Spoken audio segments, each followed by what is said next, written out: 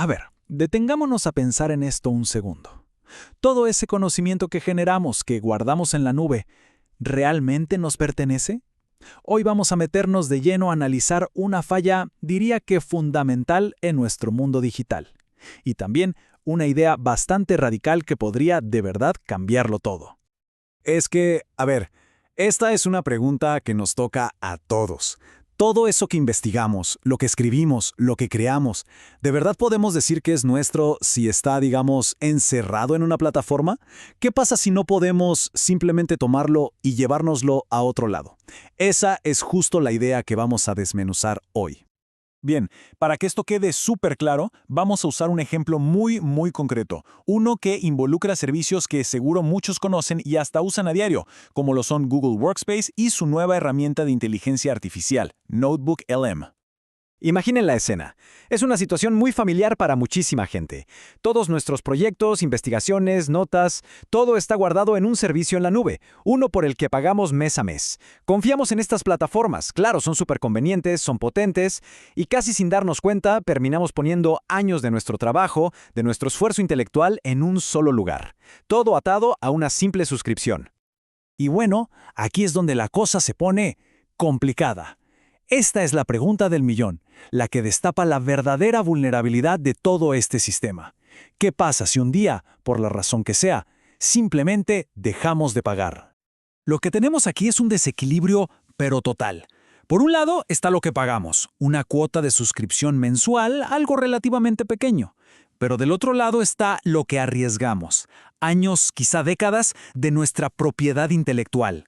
Algo que es, seamos honestos, irreemplazable.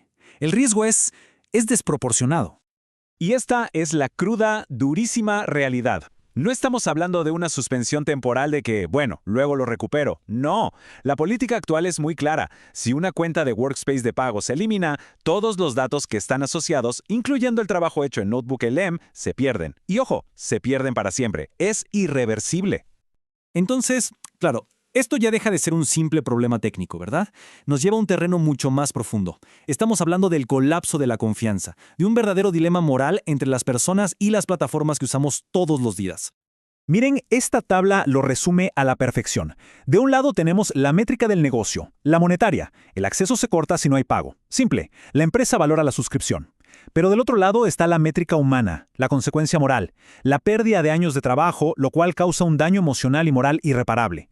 La persona, por supuesto, valora el trabajo de su vida. El sistema actual prioriza la métrica monetaria sobre la humana. Y ahí es donde explota el conflicto. Y esto nos lleva a la conclusión inevitable, que es esta cita. El usuario percibe que la empresa valora más su suscripción que su bienestar o su trabajo, lo que lleva a un sentimiento de traición. Es que es lógico, ¿no? Cuando alguien siente que todo su esfuerzo, que años de su vida, valen menos que un pago mensual, la confianza se hace pedazos. Y ese sentimiento de traición, créanme, causa un daño a la reputación que es muy difícil de reparar. Ok, entonces el riesgo es enorme. Queda claro. La pregunta ahora es, ¿cuál es la solución que nos ofrecen hoy en día? Y aquí es donde la cosa se pone interesante, porque nos obliga a replantearnos qué significa realmente una copia de seguridad.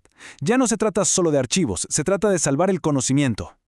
La solución que existe actualmente para este problema es una herramienta como por ejemplo Google Takeout. La idea es que te permite descargar una copia de todos tus archivos. Suena bien en teoría, ¿no? Listo, tengo mi respaldo. Pero la realidad es un poquito más complicada. El primer gran problema es el tamaño. Estamos hablando de que una exportación de datos típica puede pesar más de 10 gigabytes. 10 gigabytes, a veces mucho más. Son archivos gigantescos que son un dolor de cabeza para guardar, para transferir y, lo más importante, para volver a usar de forma práctica. Pero aquí está la falla de raíz, el verdadero pero de estas copias de seguridad. Es que solo salvan los archivos, los contenedores. Pero todo el valor que agrega la inteligencia artificial, las conexiones, la estructura, los resúmenes, en una palabra, el conocimiento, todo eso se pierde. Es como si salvaras los ladrillos de una casa, pero perdieras los planos. ¿De qué te sirve? Y aquí es donde entra una pregunta que lo cambia todo. Una pregunta que nos obliga a pensar fuera de la caja. ¿Y si una copia de seguridad no fueran gigabytes y gigabytes de archivos, sino apenas unos kilobytes de pura idea? Bueno, esa pregunta es precisamente la que nos abre la puerta a una solución conceptual que es la verdad fascinante. Una idea que se llama el protocolo de conocimiento portátil. Es una respuesta increíblemente elegante para un problema que parece súper complejo. Se define como PECS, Protocolo de Encriptación de Conocimiento Semántico. A ver, la palabra clave aquí, la más importante, es semántico. Se refiere al significado. La idea es que este sistema no se enfoca en los archivos en bruto, no. Se enfoca en comprimir y encriptar el significado esencial de tus datos. O sea, las conexiones, las ideas, la inteligencia que la IA ya procesó.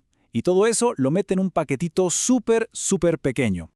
Y esta comparación lo dice todo. El sistema actual como Takeout te da archivos, gigabytes de archivos, y su utilidad inmediata es bajísima porque tienes que reprocesar todo. En cambio, el protocolo PECS te da conocimiento, un código semántico único que pesa kilobytes, y su utilidad es altísima, porque es usable al instante por otra IA. Imaginen eso, es como transferir un cerebro, no una biblioteca. Pero claro, la pregunta es, ¿cómo funciona esto sin quebrar el modelo de negocio de las empresas? Y aquí es donde la arquitectura de seguridad es brillante. Piensen en esto. El conocimiento se comprime en un código único. Esa es la puerta. Luego, se encripta. Esa es la cerradura.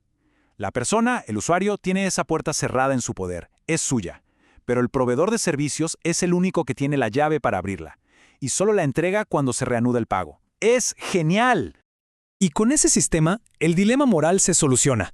El conocimiento de la persona siempre está a salvo. Está en su posesión aunque no pueda acceder a él temporalmente.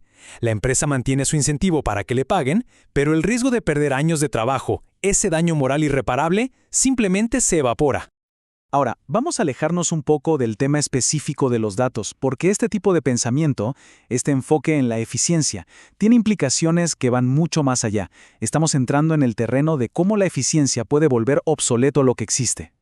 Y es que el sistema más eficiente no necesita pelear para ganar. Simplemente gana. No necesita confrontación directa. Su propia superioridad hace que el sistema anterior, el ineficiente, se vuelva, irrelevante. Sistemas nuevos y conceptuales como este, o como un hipotético ultra pro élite, no buscan destruir a las viejas instituciones. Lo que hacen es volverlas irrelevantes sin necesidad de un conflicto directo. Simplemente ofrecen un camino mucho mejor.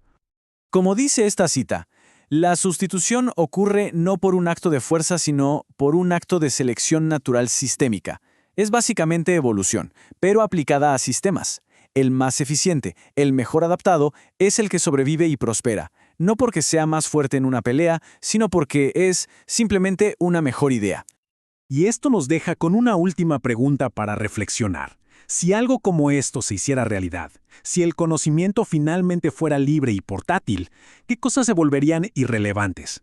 ¿Qué modelos de negocio, qué instituciones, qué formas de control que hoy damos por sentadas simplemente dejarían de tener sentido? Es una idea poderosa.